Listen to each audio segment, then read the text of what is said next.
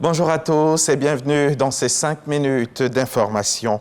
Hier, les fidèles musulmans ont entamé le mois sacré du Ramadan, un moment de prière, de partage et de solidarité.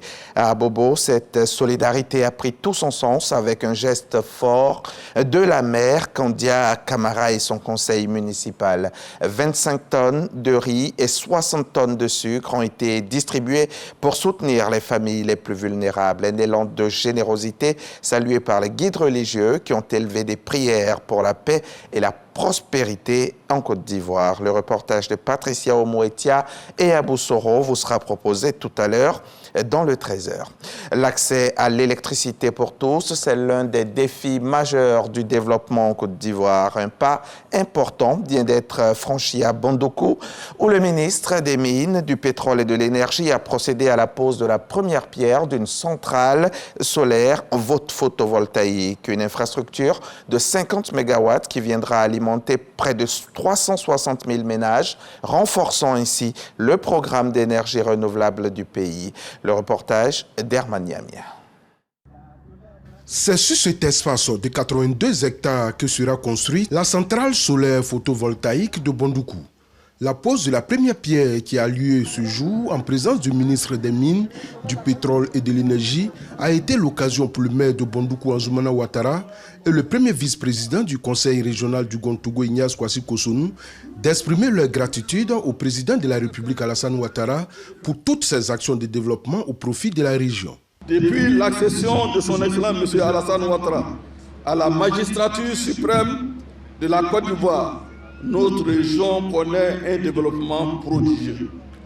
La construction de cette centrale solaire photovoltaïque de 50 MW va coûter 60 millions de dollars, soit un peu plus de 36 milliards de francs CFA. Sa mise en service va permettre à 358 000 foyers d'avoir accès à l'électricité, selon l'opérateur en charge de la réalisation du projet. Mais au-delà de la production d'énergie, notre véritable fierté réside dans notre collaboration avec les communautés locales. Nous tenons à remercier chaleureusement la population de Bondoukou. Le ministre des Mines, du Pétrole et de l'Énergie a indiqué que ce projet s'inscrit dans la volonté du chef de l'État de voir tous les ménages ivoiriens disposer de l'électricité. Le président de la République ambitionne d'ici 2030 d'atteindre ce que nous appelons l'accès universel à l'électricité. C'est-à-dire que chaque habitant de notre pays habite une maison électrifiée. Je voudrais rappeler qu'il s'agit d'une douzaine de centrales qui seront construites pour nous donner au moins 678 MW avant 2026. Ce projet de centrale solaire photovoltaïque de Bondoukou va créer 300 emplois. Cette centrale solaire fournira plus de 85 gigawattheures d'électricité par an.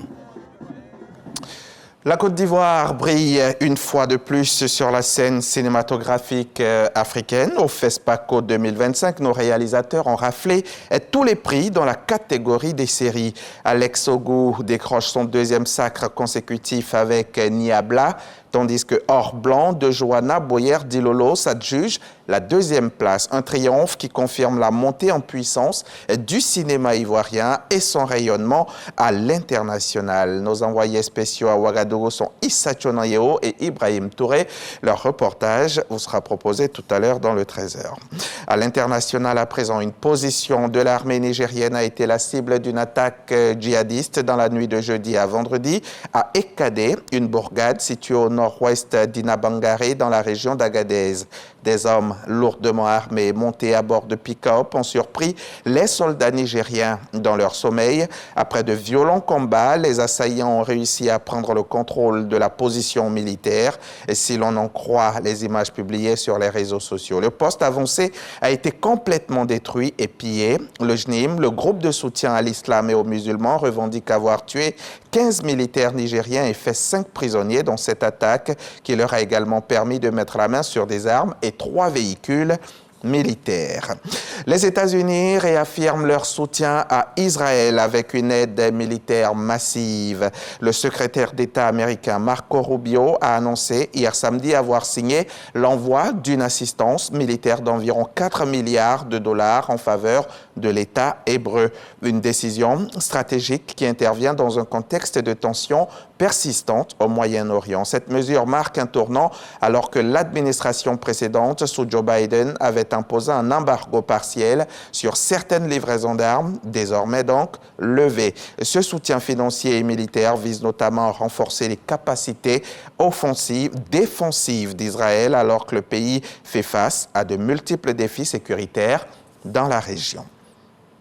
Le Forum InTech Santé 2025 qui s'est tenu récemment ici à Abidjan a mis en lumière le potentiel immense des technologies numériques pour améliorer l'accessibilité et l'efficacité des services de santé en Côte d'Ivoire. Les échanges fructueux entre les différents acteurs présents ont permis d'identifier des solutions concrètes et innovantes pour relever les défis du secteur de la santé. On en parlera pendant un quart d'heure dans le magazine du dimanche avec le président du comité d'organisation du forum, Cyril Kofi. C'est tout à l'heure à 13h et c'est sur RTI.